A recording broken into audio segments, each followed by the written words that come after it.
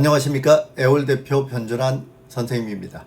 이번 시간은 2023학년도 수시 1차 대학 논술 특징 및 기출 분석을 해드리는 시간으로 경기대학교가 되겠습니다.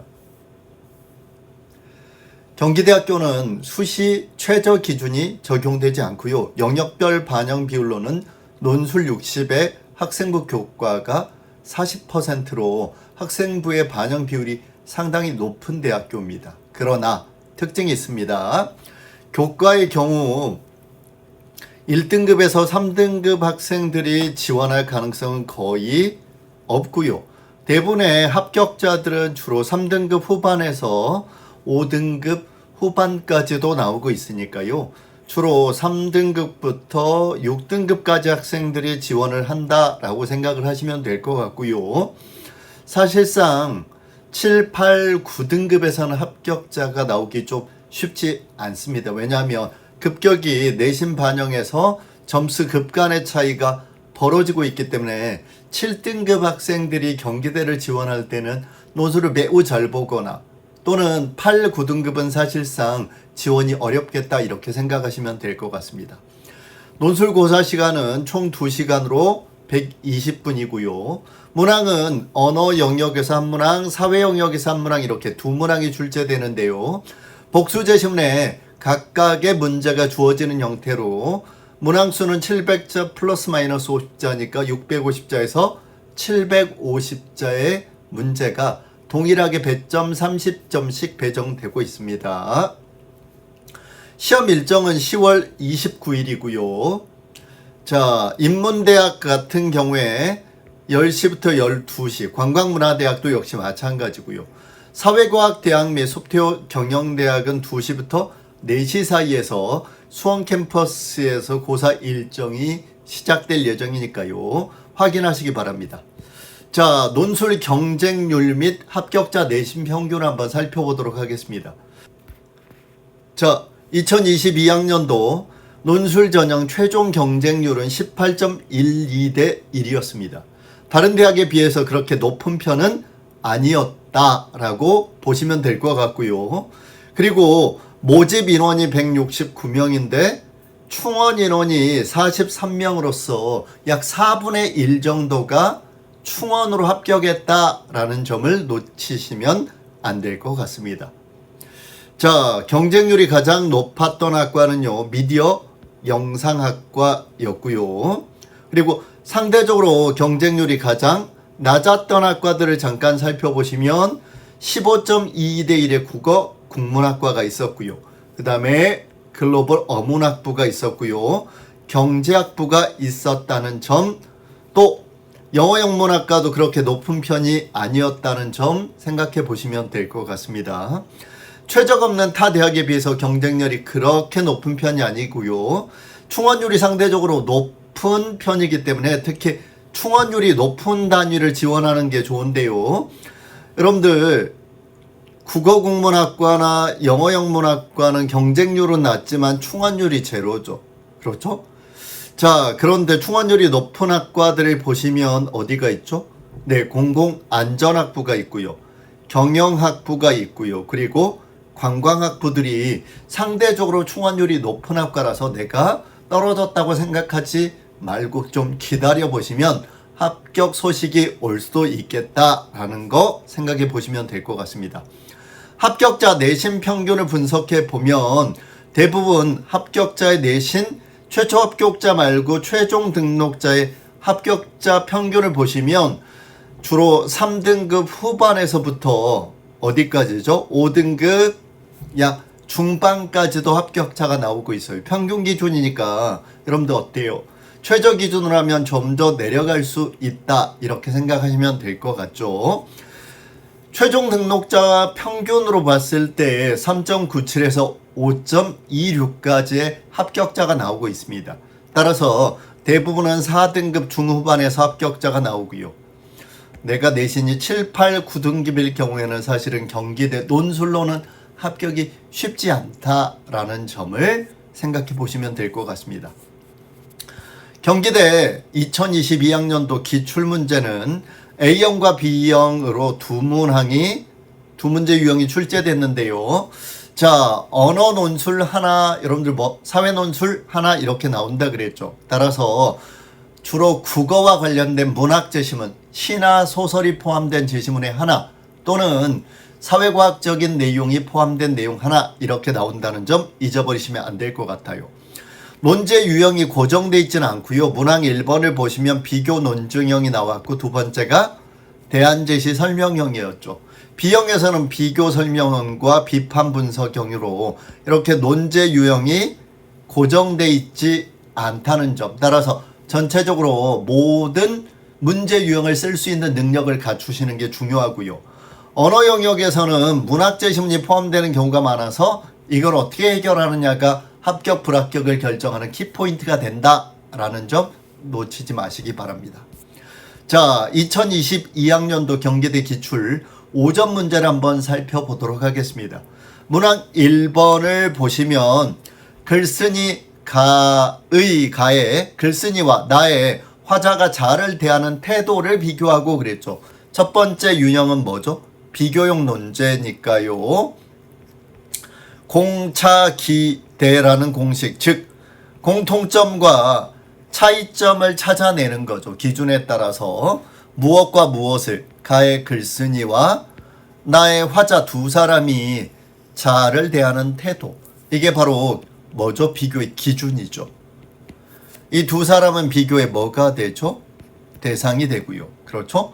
이항 비교 구조니까 어렵지 않게 공통점과 차이점을 써주시면 될 것 같고요. 여기까지가 한 단락이고요. 자, 가에 비해 나가 더 서정적으로 큰 감동을 불러일으킨다고 규정을 해놓고 그 이유, 그러니까 이렇게 주장을 하는데 주장을 뒷받침할 만한 적절한 이유를 서술하라는 논증형 문제, 이렇게 요구 조건은 크게 두 가지예요. 따라서 일단은 350자씩 두 단락 정도로 나누면 될 것 같은데요. 일단은 비교형 논제를 해결하시고요. 그리고 두 번째는 논증형 문제를 해결하시면 될 것 같습니다.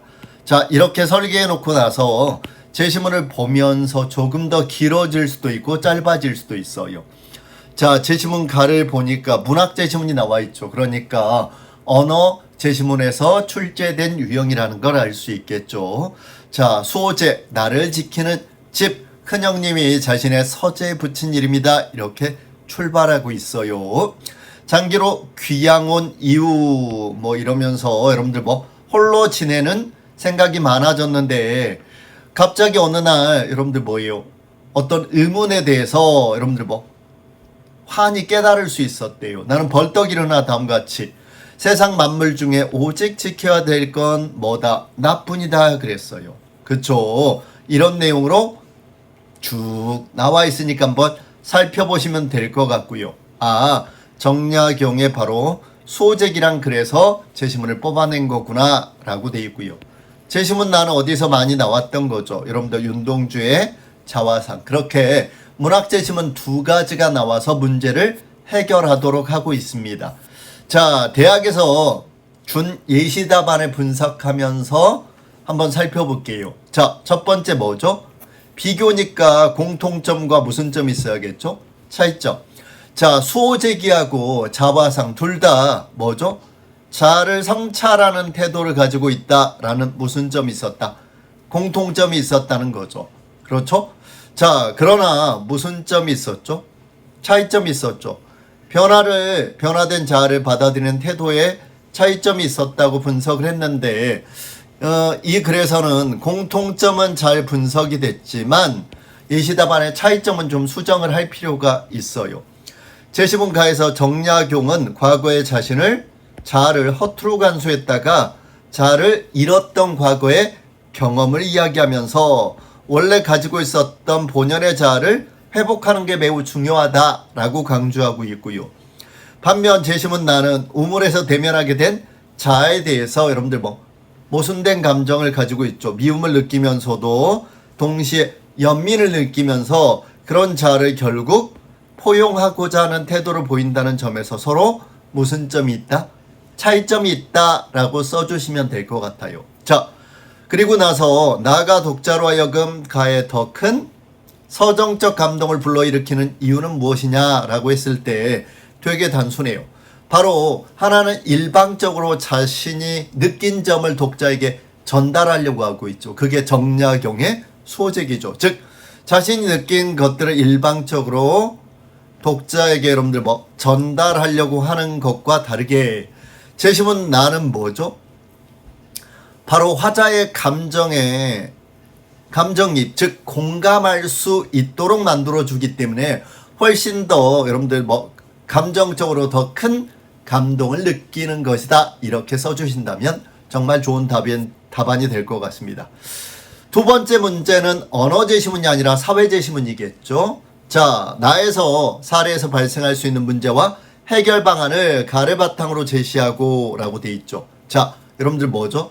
문제점과 해결 방안, 즉 대안 제시 문제라는 걸 우리가 알 수 있네요. 그러면 공식으로 문, 원, 기, 추, 구라는 공식을 우리가 적용할 수 있겠고요.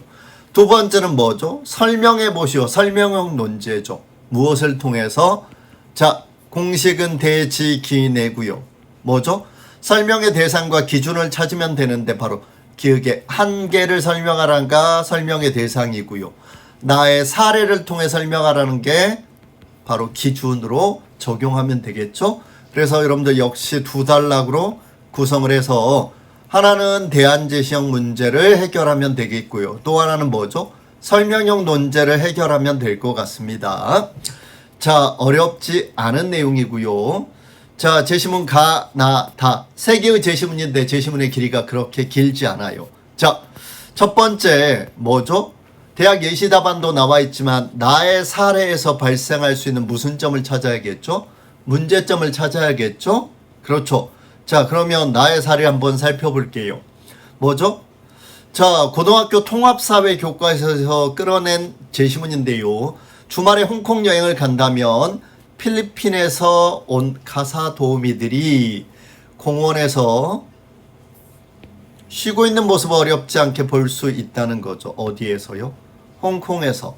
자, 상당수의 홍콩 가정은 필리핀 출신 입주 가사 도우미를 저렴한 임금에 고용을 하고 있대요. 이들은 휴일인 일요일에 휴식을 취하기 위해서 집 밖으로 나왔대요. 이들은 홍콩 여성의 사회생활을 가능하게 하는 1등 공신이다. 홍콩은 맞벌이 부부가 하나 가사 도우미가 필요한데 여러분들 홍콩의 여러분들 필요성과 필리핀의 필요성이 맞아 떨어진 거죠. 실업률이 높아서 자국민의 해외 취업을 장려해야 되는 필리핀, 그리고 가사 도우미가 반드시 필요한 홍콩. 양국 정부의 수요와 공급이 맞아 떨어져서 이렇게 해외에서 가사 도우미들이 많이 와 있는 상태다라는 거죠. 자, 이러한 현상에 여러분들 발생할 수 있는 문제점은 무엇이죠? 추론해 봅시다. 어떤 내용이죠? 선생님, 시장의 원리에 따라 이루어진 거니까 아무런 문제가 없지 않나요? 라고 할 수 있지만 힌트를 보면 두 가지 문제점을 찾을 수가 있을 것 같아요. 첫 번째는 뭐죠? 저렴한 임금에 고용을 한다. 두 번째는 일요일날 여러분들 뭐죠? 이들은 입주 가사 도우미예요. 그러니까 여러분들 집에 있을 공간이 있어야 함에도 불구하고 휴일인 일요일에는 휴식을 취하러 집 밖으로 나왔다는 건 반드시 나와야 될 수밖에 없었다. 즉, 집 안에 충분한 휴식을 취할 수 있는 공간이 주어지지 않았다고도 말할 수 있을 것 같아요. 그렇죠? 또는 여러분들 뭐죠? 왜 일요일만 봤더니 휴식을 취하지? 그렇죠. 또는 토요일에는 휴식을 취하지 않나? 얼마나 봤더니 더 많은 노동시간이 있는 거지? 라는 의문이 들 수도 있겠죠. 따라서 노동시간에 비해서 여러분들 저렴한 임금 문제가 있을 수 있고요. 두 번째는 이들에게 충분한 휴식 시간과 공간이 주어지고 있는지, 그렇죠? 또는 뭐죠? 노동법에 노동자로서 충분한 권리를 보장받고 있는지 등이 여러분들 의심스러울 수 있겠네요. 이런 문제점들이 있으니까 그래야 해결 방안을 뭘 통해서? 가를 통해서 제시해야 돼요. 가에서는 뭐죠? 가장 중요한 게 시장 기능이 제대로 작동하기 위해서는 경쟁이 자유롭고 공정해야 돼요. 그런데 그렇지 않을 수 있기 때문에 누가? 정부가 어느 정도 개입을 해야 된다라고 돼 있죠. 즉 시장에서의 자유롭고 공정한 경쟁을 위해서는 정부가 어느 정도 개입해서 역할을 수행해야 된다라는 내용이고요. 자, 이를 바탕으로 한다면 결국 어떻게 해야 되죠? 가에서는 여러분들 시장에서 경쟁이 자유롭고 공정하게 이루어지기 위해서는 정부가 어느 정도 개입과 조정이 필요하지만 제시문 나를 보면 어때죠? 어떻죠? 여러분들 고도민은 시장의 원리에 따라 두 국가의 수요와 공급이 맞아 떨어졌을 수 있지만 여러 가지 문제가 있을 수 있죠. 즉 노동시간에 비해서 여러분들 충분하지 않은 근로 임금이라든가 또는 외국인 노동자에 대한 임금 차별, 주거 공간에서 쉴 수 없다는 점에 인권 문제 이런 점이 있을 수 있어서 따라서 이런 문제를 해결하기 위해서는 결국 누가 개입해야 된다? 정부가 개입을 해야 된다라는 거죠. 여기서는 누구죠? 필리핀 정부가 아니라 그 고용을 한 홍콩 정부겠죠. 따라서 홍콩 정부가 여러분들 노동자에게 최저임금 제도를 적용하고요. 그 다음에 차별을 철폐해야 되겠고요. 그렇죠? 또 필리핀 정부 역시 그런 것들을 요구할 필요가 있겠다라고 써주시면 될 것 같아요. 다만 이렇게 여러분들 하더라도 한계가 있을 수 있다는 거죠. 즉 정부가 경제조정자로서의 한계가 있는데 이를 다해사를 통해서 설명하라 그랬는데 다는 어떤 내용이죠? 석유파동에 관한 내용이에요. 그렇죠. 석유파동이라는 건 뭐죠? 결국 여러분들 서남아시아에서 여러분들 석유 가격을 급격히 산유량을 줄이면서 산출량을 줄이면서 여러분들 가격을 올렸던 현상이에요. 그렇죠? 즉 석유 수출국 기구 오펙 회원들이 자원 이기주의, 자원 무기화를 통해서 여러분들 급격히 가격을 급등시켰던 현상이죠. 이런 현상이 개별 국가가 조정한다고 조정이 되겠어요? 불가능하죠. 그렇죠. 따라서 개별 국가의 조정으로는 불가능하다는 거죠. 그렇죠? 전 세계 시장 경제 체제에서 발생하는 공급망의 문제는 결국은 국제 시장에서 개별 정부가 행사할 수 있는 능력이 매우 제한적이다. 이런 내용은 현재 러시아 우크라이나의 전쟁 상황에서도 얼마든지 알 수 있죠. 공급망 문제가 쉽게 한 나라의 문제로 해결되지 않는다는. 그렇죠?